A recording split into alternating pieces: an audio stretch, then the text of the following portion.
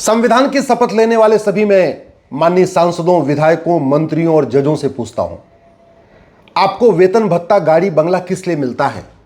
जातिवाद का जहर घोलने के लिए या जातिवाद खत्म करने के लिए? भाषावाद का जहर घोलने के लिए या भाषावाद खत्म करने के लिए? क्षेत्रवाद का जहर घोलने के लिए या क्षेत्रवाद खत्म करने के लिए? अगड़े पिछड़े का भेद मिटाने के लिए या अगड़े पिछड़े का जहर घोलने के लिए? आपको फ्री में एयर टिकट, फ्री में रेल टिकट, आजीवन पेंशन किस लिए मिलता है? गुलामी का नाम मिटाने के लिए या गुलामी का नाम सहेजने के लिए? जब आप बाबर, हुमायूं, तुगलक, गजनी, गोरी, खिलजी और औरंगजेब की नाम की सड़कों पे चलते हैं, ऐसे उनके नाम के मोहल्लों को सुनते हैं, तो आपकी आत्मा आपसे पूछती नहीं है कि ये नाम क्यों चल रहे हैं? जिन वहशी दरिंदों के कारण हमारी माताओं और बहनों ने जौहर किया, जिन वहशी दरिंदों के कारण हमारे पूर्वजों ने धर्मांतरण किया, जिन वहशी दरिंदों के कारण हमारी माताओं और बहनों को हरम में रहना पड़ा, उनके नाम की सड़क, मोहल्ले, गलियां देख के आपकी आत्मा तड़पती नहीं है? आपको गुस्सा नहीं आता? आप जब काशी, मथुरा, भद्रकाली, भोजशाला जो गुलामी के निशान हैं, इनको देखते हैं तो आपकी आत्मा कचोटती नहीं है? आपके परिवार के लोग नहीं पूछते कि ये गुलामी के नाम कब खत्म होंगे, गुलामी के निशान कब खत्म होंगे? आपको वेतन भत्ता, गाड़ी, बंगला किस लिए मिलता है? संविधान लागू करने के लिए ना। तो आर्टिकल 13 तो कहता है कि जितनी भी कुप्रथाएं हैं, जितनी भी कुरीतियां हैं जो संविधान लागू होने के पहले चल रही थी, वो सब खत्म हो जानी चाहिए। आपने सांसद के रूप में, विधायक के रूप में, मंत्री के रूप में, जज के रूप में उन विदेशी कुरीतियों और विदेशी कुप्रथाओं को खत्म करने के लिए आपने क्या किया? आपको जो वेतन भत्ता, गाड़ी, बंगला मिल रहा है, यही विदेशी कुरीतियों, विदेशी कुप्रथाओं को खत्म करने के लिए मिल रहा है। उसके लिए आपने कौन सा प्रयास किया? आपने कभी सार्वजनिक रूप से बोला या अपनी शक्तियों का उपयोग किया क्या आपने? भी भगत सिंह, सुखदेव, राजगुरु किस लिए फांसी पे चढ़ गए थे? गुरु तेग बहादुर जी और हमारे जो जितने गुरु थे, गुरु गोविंद सिंह जी, उन्होंने अपना सर्वस्व बलिदान क्यों किया? छत्रपति शिवाजी महाराज, संभाजी महाराज, किस लिए उन्होंने अपना सर्वस्व बलिदान किया? ये गुलामी की शिक्षा चलती रहे, ये मदरसा, मिशनरी स्कूल, मैकाले की शिक्षा चलती रहे, क्या इसके लिए उन्होंने अपना सर्वस्व बलिदान किया था? भारत का संविधान तो कहता है ना कि भारत एक सोवरेन राष्ट्र है। सोवरेन का मतलब संप्रभु, संप्रभुता का मतलब हिंदी में समझिए ना क्या होता है। संप्रभुता का मतलब ना गुलामी का नाम हो, ना गुलामी का निशान हो, ना गुलामी की कुरीतियां हो, ना गुलामी की कुप्रथाएं हो, ना गुलामी की शिक्षा व्यवस्था हो। कोई भी सिस्टम गुलामी का नहीं होना चाहिए। आपके तो जहाज, जिस जहाज पे आप बैठ के उड़ते हैं, आपकी बात जब जहाज पे बैठने से पहले देखिएगा, उस पर लिखा रहता है वीटी, और वीटी का मतलब होता है विक्टोरिया टेरिटरी। अगर वीटी को देखने के बाद अगर आपकी आत्मा नहीं रो रही है, अगर वीटी को देखने के बाद आपको शर्म नहीं आ रही है, तो निश्चित रूप से कहीं ना कहीं आप पूरी तरीके से ओट और नोट के चक्कर में आप पूरी तरीके से हिल चुके हैं। आखिर ये झूठे इतिहास को जो हम पढ़ रहे हैं, ये कब खत्म होगा? आपको वेतन भत्ता, गाड़ी, बंगला किस लिए मिलता है? कि गुलामी की पुलिस व्यवस्था बदले और हमारी पुलिस व्यवस्था दुनिया की सर्वोत्तम पुलिस व्यवस्था हो। गुलामी की न्याय व्यवस्था बदले और यहां लोगों को 3 महीने, 4 महीने, 5 महीने में न्याय मिले। आपने गुलामी की न्याय व्यवस्था को बदलने के लिए क्या प्रयास किया? आपने गुलामी की प्रशासनिक व्यवस्था को बदलने के लिए क्या प्रयास किया? आपको free air ticket, free rail ticket, VIP protocol किस लिए मिलता है? आपको आजीवन पेंशन किस लिए मिलती है? ये गुलामी की टैक्स व्यवस्था चलती रहे, ये गुलामी की व्यापार व्यवस्था चलती रहे, ये गुलामी की चुनाव व्यवस्था चलती रहे। आपने अभी तक पुलिस चार्टर लागू करने के लिए कौन सा प्रयास किया? आपने जुडिशियल चार्टर लागू करने के लिए कौन सा प्रयास किया? आपने सिटीजन चार्टर लागू करने के लिए कौन सा प्रयास किया? एडमिनिस्ट्रेटिव चार्टर लागू करने के लिए कौन सा प्रयास किया? अल्टीमेटली आपको वेतन भत्ता, गाड़ी, बंगला तो संविधान की शपथ लेने के कारण मिलता है ना। और संविधान की शपथ लेने का मतलब ये हुआ कि संविधान में जो बातें लिखी हुई हैं, इन सब का समाधान करना आपकी जिम्मेदारी है, आपका कर्तव्य है। अगर आप वो कर्तव्य नहीं कर रहे हैं तो फिर वेतन भत्ता, गाड़ी, बंगला लेना अपने आप में हराम हो गया है। तो आर्टिकल 11 तो कहता है नागरिकता देने, नागरिकता लेने के लिए कानून बनेगा। पिछले 75 साल में कितने लोगों की नागरिकता गई? हाँ, नागरिकता लाखों लोगों की मिल गई। उस सड़े हुए कानून के खिलाफ आपने क्या प्रयास किया कि 1955 वाला जो सिटीजनशिप एक्ट है उसको बदला जाए? आर्टिकल 13 कहता है सारी गुलामी की कुरीतियाँ, गुलामी की कुप्रथाएं 1950 के पहले वे बने सारे कानून खत्म हो जाएंगे। 222 कानून तो आज भी चल रहे हैं। इन अंग्रेजों के कानून, मुगलों के नियम कानून को बदलने के लिए आपने क्या प्रयास किया? आप आर्टिकल 16 कहता है सबको समान अवसर मिलना चाहिए। समान अवसर तो तब मिलेगा ना जब सबकी समान शिक्षा होगी, जब कांस्टेबल के बच्चे की किताब और कमिश्नर के बच्चे की किताब एक होगी तब सबको समान अवसर मिलेगा। जब क्लर्क के बच्चे की किताब और मुख्यमंत्री के बच्चे की किताब एक होगी तब सबको समान अवसर मिलेगा। आप तो समान अवसर देना नहीं चाहते। आप तो आरक्षण का बीज बो के बार बार समाज को विभाजित कर रहे हैं, समाज को बांट रहे हैं। आरक्षण से समानता नहीं आएगी, समानता आएगी समान शिक्षा से, यूनिफॉर्म एजुकेशन से। उसके लिए आपने कौन सा प्रयास किया? आप आर्टिकल 25 में धर्म पालन का अधिकार है और यहाँ धर्मांतरण हो रहा है, और धर्मांतरण के खिलाफ आपने कोई कठोर कानून बने सेंट्रल लेवल पे, इसके लिए कोई प्रयास किया ही नहीं आपने। आज तक आपने हेट स्पीच को डिफाइन नहीं किया, नफरत फैलाई जा रही है। 15 मिनट के अंदर हिंदुस्तान से हिंदुओं को खत्म करने वाला विधायक बन के बैठा हुआ है, टुकड़े टुकड़े काटने वाला जो है सांसद बन के बैठा हुआ है। एक कश्मीर का अलगाववादी संसद में पहुंच गया, एक पंजाब का अलगाववादी संसद में पहुंच गया। आप कर क्या रहे? आप घटिया कानून के खिलाफ कोई आवाज़ तो उठा नहीं रहे। आप धर्म और रिलीजन में ज़मीन आसमान का अंतर होता है। आपने धर्म और रिलीजन को परिभाषित करने के लिए तो कोई काम किया नहीं। मुगलों ने 1000 मदरसा खोला था, पिछले 75 साल में 3 लाख मदरसे खुल गए, जबकि भारत के संविधान में कहीं मदरसे का जिक्र ही नहीं। भारत का संविधान तो मदरसा बैन करने की बात करता है, क्योंकि मदरसा मजहब को प्रमोट करता है। आर्टिकल 27 कहता है मजहब के आधार पर 1 रुपये खर्च नहीं होगा। आर्टिकल 28 कहता है कोई मजहबी तालीम नहीं होगी, और फिर भी मदरसा खुलता जा रहा है। आप किस दुनिया में जी रहे हैं? आप अपने बच्चों को कैसे मुंह कैसे दिखाते हैं? जिस काम के लिए आपको वेतन भत्ता गाड़ी बंगला मिलता है वो काम आप करते नहीं हैं, फिर आप अपने परिवार को मुंह दिखाते कैसे?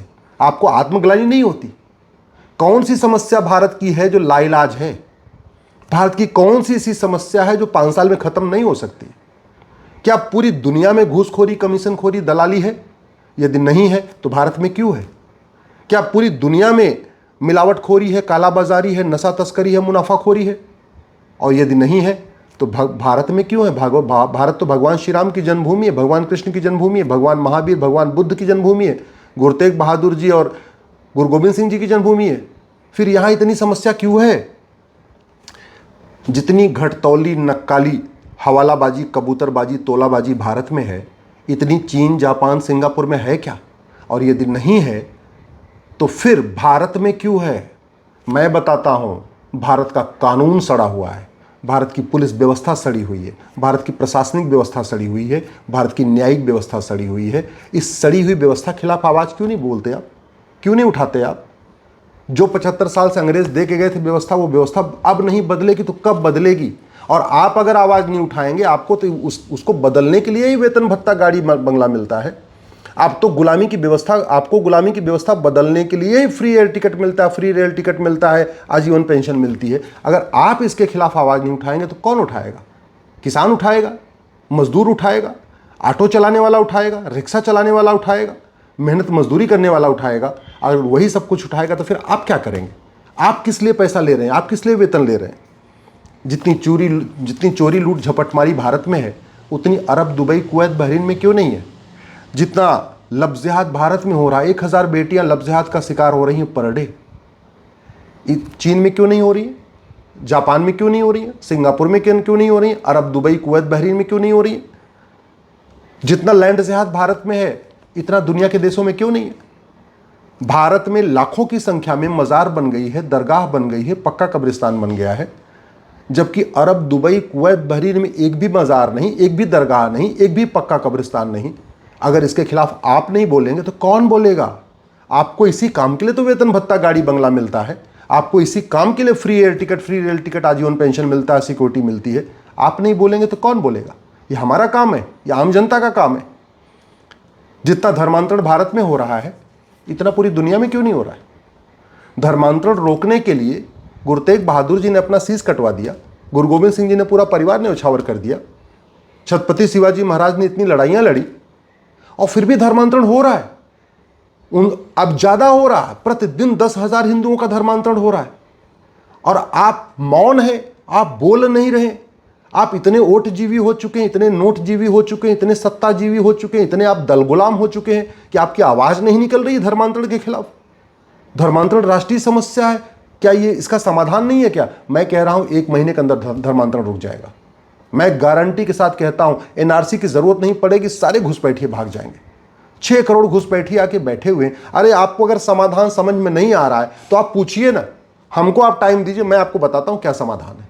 और मैं गारंटी के साथ कहता हूं, लब जिहाद 100% रुक जाएगा, लैंड जिहाद 100% रुक जाएगा, धर्मांतरण 100% रुक जाएगा, घुसपैठी अपने आप भाग जाएंगे, सारे पाकिस्तानी भाग जाएंगे, सारे अफगानिस्तानी भाग जाएंगे, सारे रोहिंग्या भाग जाएंगे, सारे बांग्लादेशी भाग जाएंगे, और एनआरसी भी नहीं करना पड़ेगा। मैं केवल इतना ही काम करूंगा, सारे डीजीपी से कहूंगा कि जो घुसपैठियों की मदद करता है उन सब के खिलाफ एनएसए लगाओ, यूएपीए लगाओ, वेजिंग वॉर लगाओ, देशद्रोह लगाओ, गैंगस्टर एक्ट लगाओ। घुसपैठियों के मददगार खुद ही एनआरसी करवा देंगे, सरकार को नहीं करना पड़ेगा, वो खुद ही ढूंढ के उनको भगाएंगे। ये काम आप नहीं कर सकते हैं क्या? हमको तो कुछ नहीं मिलता इस काम के लिए, आपको तो सब कुछ मिलता है। पेंशन मिलती है, सिक्योरिटी मिलती है, बंगलो मिलता है, एयर टिकट मिलता है, रेल टिकट मिलता है, सब कुछ तो मिलता है आपको, इसी काम के लिए मिलता है। जितनी यहां पे रोड एक्सीडेंट भारत में हो रहा है, पूरी दुनिया में क्यों नहीं हो रहा है?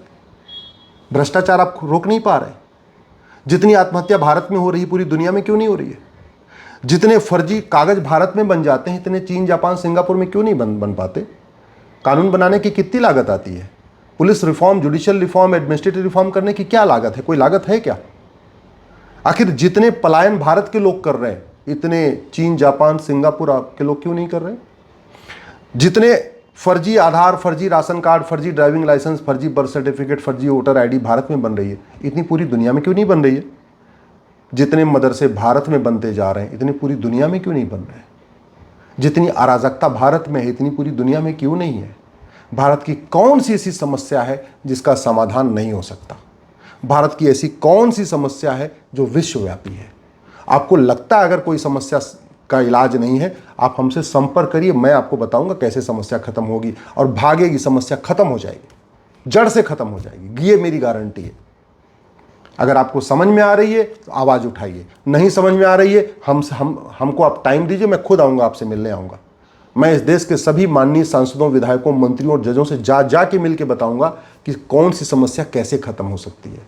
ऐसी कोई समस्या नहीं है जिसको सुप्रीम कोर्ट और संसद मिलकर ख़त्म नहीं कर सकते।